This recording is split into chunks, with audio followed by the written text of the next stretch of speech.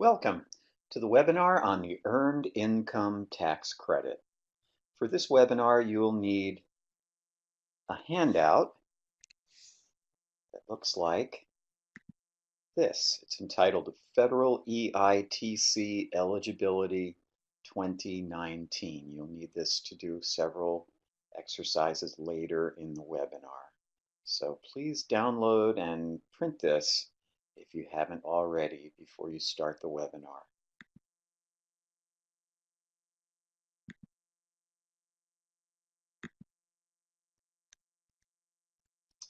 So there are 4 learning objectives for this webinar.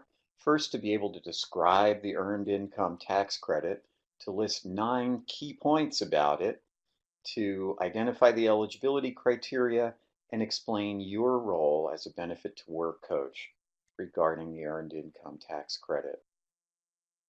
So what is it?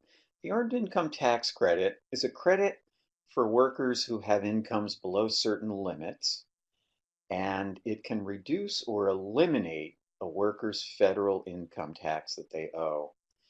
The Earned Income Tax Credit is known as a refundable tax credit. This means that not only does it give enough of a refund to eliminate all taxes owed, but it can actually give extra money.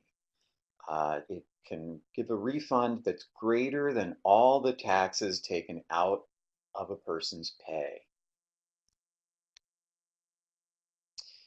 If a worker qualifies for the federal Earned Income Tax Credit, they're automatically eligible for the Michigan Earned Income Tax Credit, and that reduces or eliminates their state income tax liability. The Earned Income Tax Credit has been hailed by people across the political spectrum as one of the most effective poverty-fighting government programs in the history of the U.S. There are 9 key points to be aware of regarding the Earned Income Tax Credit. First, it's a powerful work incentive. Secondly, workers who have relatively young children can benefit the most from it, can get the largest refunds. You do have to file a tax return to qualify for the credit, but many people that we work with, probably most people we work with, qualify for free tax preparation, so they don't have to pay to have their tax returns done. The Earned Income Tax Credit can be filed retroactively. If you were eligible for it last year or the year before, but you didn't file for it or didn't file a tax return, you can still do it now and still get the refund for a previous year. Number 6, the Earned Income Tax Credit in some cases provides a disincentive for workers to work under the table. Because they can get a refund, particularly if they have kids, that's greater than all the taxes taken out of their pay, it makes sense for people to work legally so that they can get that extra refund, which they can't get if they're working under the table. The Earned Income Tax Credit can be combined with other tax credits, particularly the child tax credit, which is usually $1,000 a year if you have children under age 17, so that the refund is even greater. Now, if you get refunds through the Earned Income Tax Credit, they're not counted as income for certain means-tested public benefits, and they're not counted as resources in some cases, for at least for a length of time. DB 101, the Benefits and Work Estimator, shows the impact of the Earned Income Tax Credit in its results. So a little more detail about the key points. The Earned Income Tax Credit is a powerful work incentive because it magnifies the impact of a person's earnings by giving them extra money. Since the refund can be greater than all the federal income tax the worker would otherwise owe, it means the government is actually paying the person extra to work. Secondly, workers with kids or some other dependents benefit the most. If you have qualifying children, you'll see here that the maximum refund you can get through the Earned Income Tax Credit is substantially higher. If you have no qualifying children, the maximum benefit is only $529 a year, which is still something that nobody would sniff at.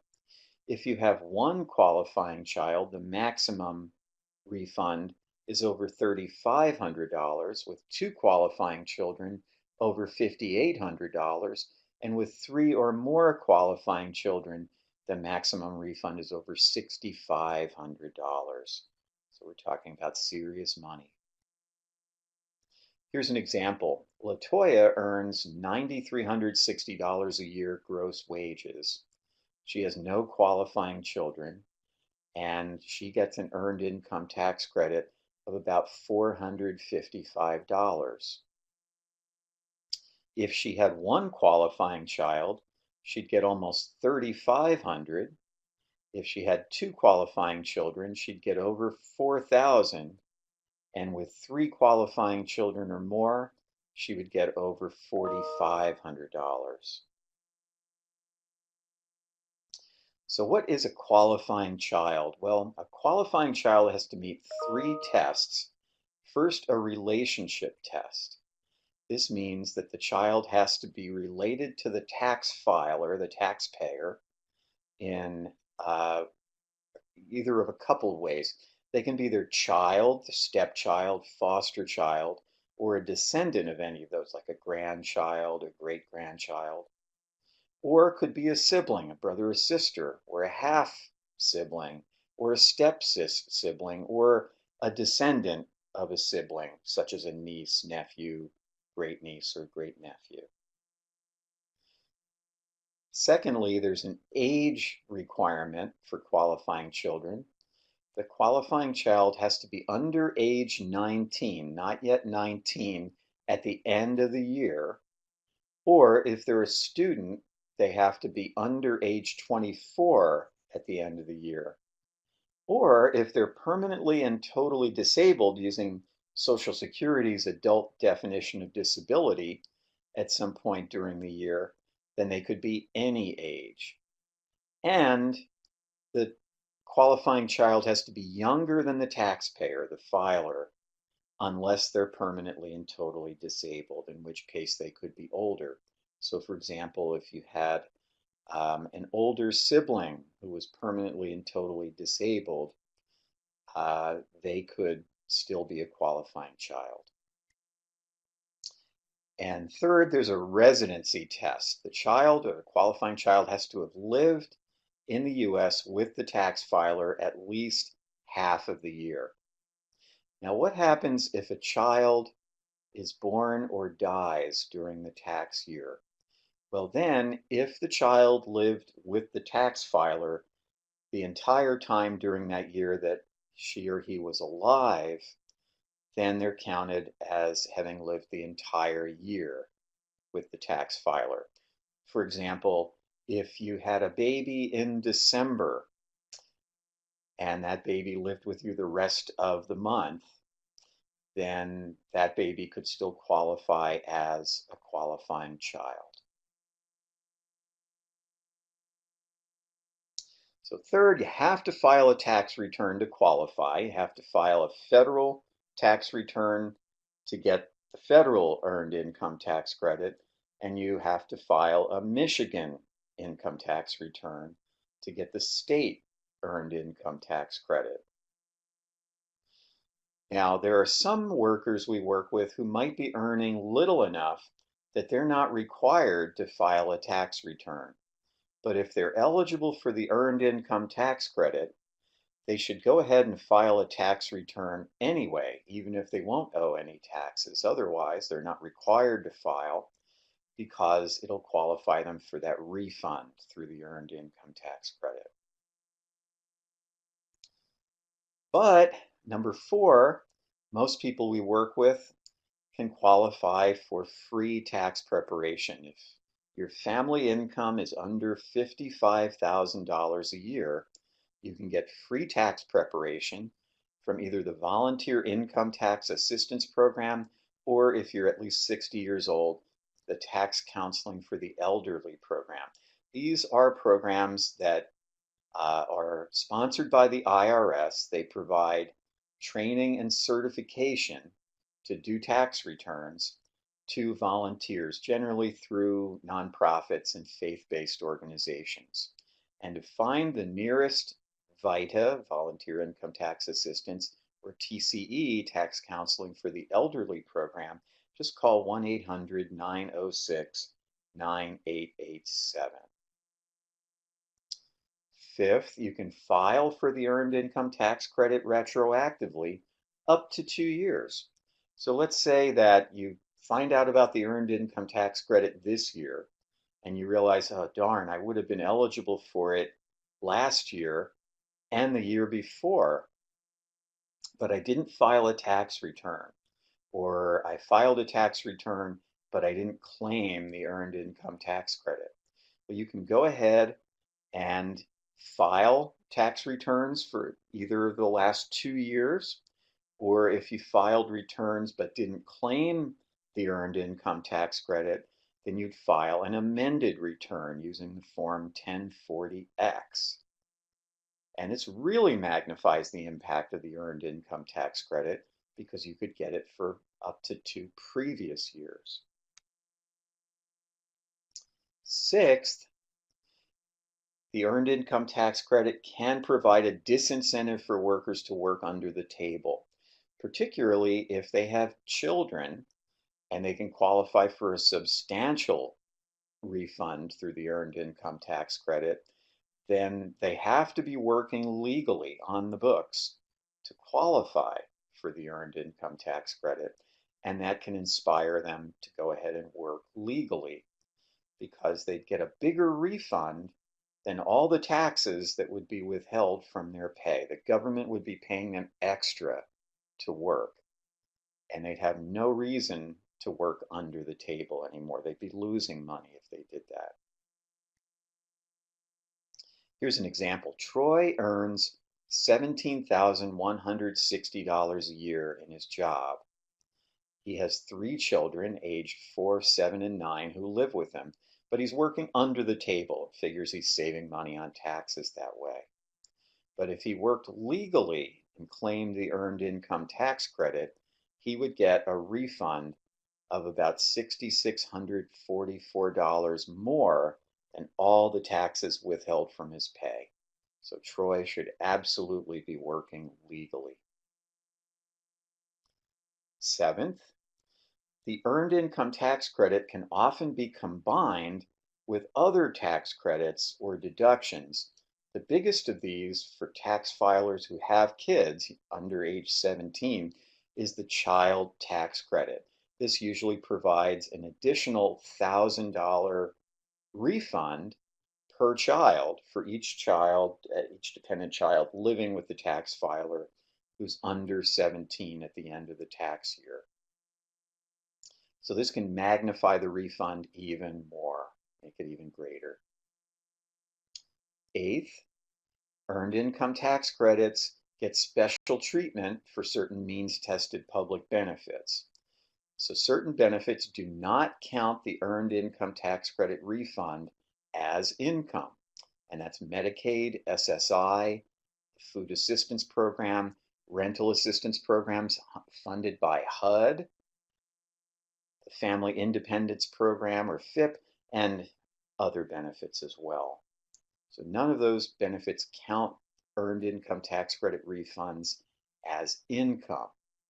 There's also special treatment regarding Earned Income Tax Credit and resources. For Medicaid, federal Earned Income Tax Credit refunds don't count as a resource for 12 months after they're received. State Earned Income Tax Credit refunds don't count as resources for 9 months. For SSI, federal Earned Income Tax Credit refunds also don't count for 12 months. but state earned income tax credit refunds do count as resources. For the Food Assistance Program and the Family Independence Program, federal and state earned income tax credit refunds both are excluded, don't count at all as resources. And the ninth key point is that the Benefits and Work Estimator on DB 101 shows the impact of the earned income tax credit. It includes the earned income tax credit in its calculations of net earnings. Near the bottom of the results page, there's an adjustments section, and you can select to show the refundable tax credit, the earned income tax credit, child tax credit, etc., as either a monthly average or a lump sum. And the next slide is going to show a summary page from a Benefits and Work Estimator session for Troy. And note the refundable tax credits line. You'll see about the third line down, refundable tax credits monthly average for Troy is a little over $663 a month, or well over $6,000 a year.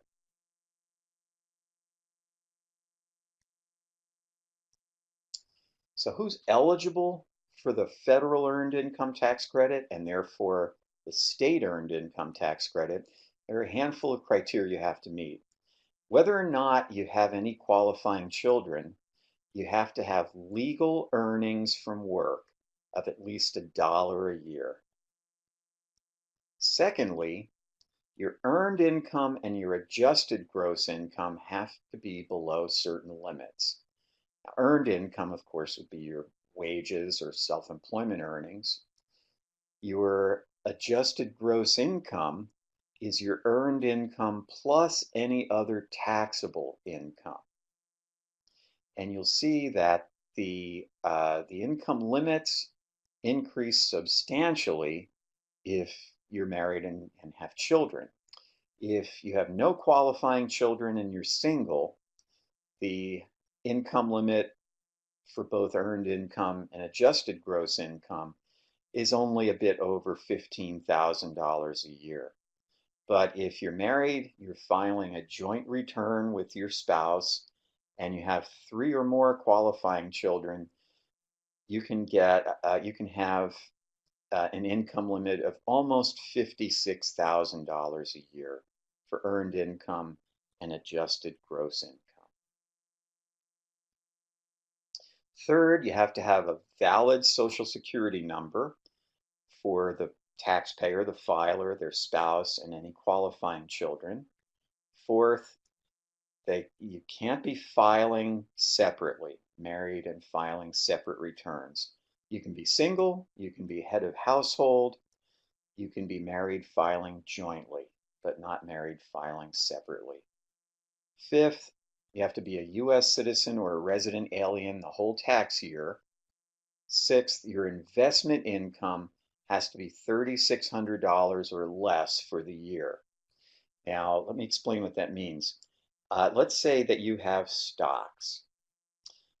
Investment income would not be the total value of your stocks, but just the income that you generate on those stocks, the dividends that those stocks pay through the year. So you could have a lot more than $3,600 in total stocks, as long as the income or dividends you get on those stocks would be less than or equal to $3,600 for the year. You still meet this requirement. Okay, so those were the 6 rules for anybody filing for the earned income tax credit to qualify. Now there are some additional rules if you don't have a qualifying child, and different additional rules if you do have 1 or more qualifying children. So if you don't have a qualifying child, there is an age restriction. The taxpayer or their spouse, if they're married and filing jointly, have to be at least 25 years old at the end of the tax year, but at the end of the tax year, they have to be under age 65. They have to be 64 or younger. So at the end of the year, you've got to be at least 25, but no older than 64. Secondly, nobody else can claim you or your spouse as a dependent. You can't be another person's qualifying child, and you have to have lived in the US at least half the year. Now, there are several additional rules if you do have a qualifying child.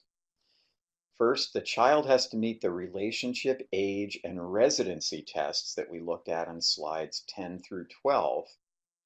Second, the child must not be claimed by anybody else for the earned income tax credit. So, for example, if there's a divorced couple that have shared custody of a child and they might both be eligible for the earned income tax credit, only one of them can claim any particular child for the earned income tax credit in the year.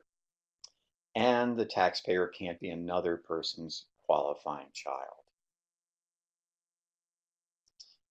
Okay, now a reminder that the federal EITC eligibility document summarizes all of the eligibility criteria in 2 pages for the earned income tax credit, and you want to pull that out now to be able to do the next 3 exercises. You're going to be figuring out which of the following taxpayers appears most likely eligible for the earned income tax credit. And if you go through the federal EITC eligibility document line by line for each of these exercises, you should be able to get the right answer. So first, Bruno is unmarried and has no children. He gets SSI and he earns $1,250 a month or $15,000 a year gross wages. He's 52 years old. He's a U.S. citizen and a lifelong U.S. resident. He has a valid Social Security number. He has no investment income. Nobody can claim him as a dependent or a qualifying child. Please pause now, go through your federal EITC eligibility document, and determine if Bruno appears to be eligible. You can pause now and return with your answer.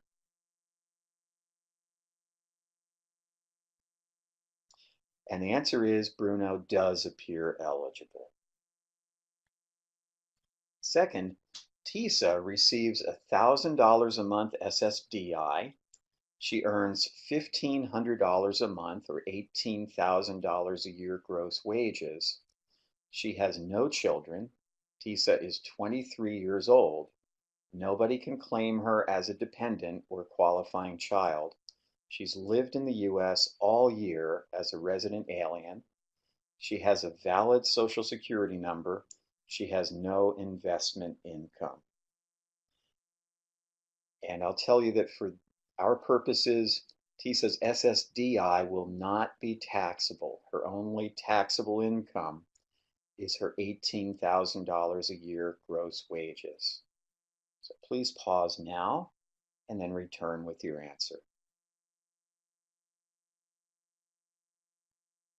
The answer is Tisa is not eligible because she's too young. Since she has no qualifying children, she has to be at least age 25 at the end of the year. But she's only 23 years old. So by the end of the year, she can't be older than 24, will not be old enough. Number 3, Doreen is not married. She has 2 children. She earns $3,833 a month or $46,000 a year gross wages. She has no other income. Nobody can claim Doreen as a qualifying child. Her 2 children are ages 12 and 8. They've both lived with her their entire lives. Nobody else can claim Doreen's children as qualifying children. Doreen and her children are U.S. citizens, lifelong U.S. residents. They all have valid Social Security numbers. They have no investment income. And please pause and return with your answer. And the answer is Doreen does appear eligible.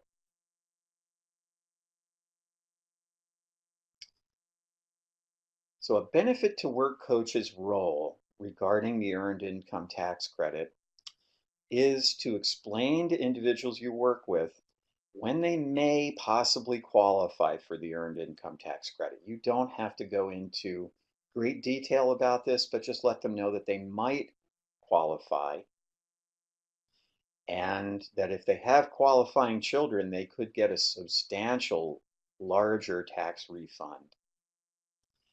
If they're interested in the earned income tax credit, you can refer them for free tax preparation. Be sure to let them know they have to file a tax return to qualify for the earned income tax credit, and they can get free tax preparation if their family income is under $55,000 a year. If you work with people who are working under the table, and it appears they may qualify for the earned income tax credit, especially if they have qualifying children, you want to let them know that they could actually be getting a refund larger than all the taxes they'd otherwise owe if they work legally, file a tax return, and claim the earned income tax credit. Remember, the earned income tax credit refund does appear in the Benefits and Work Estimator session in DB 101. So you can use that to help estimate the amount. But if you have questions about the earned income tax credit that you can't answer, or about the Benefits and Work Estimator results, refer the person to a benefit planner. Thank you very much for participating in this webinar.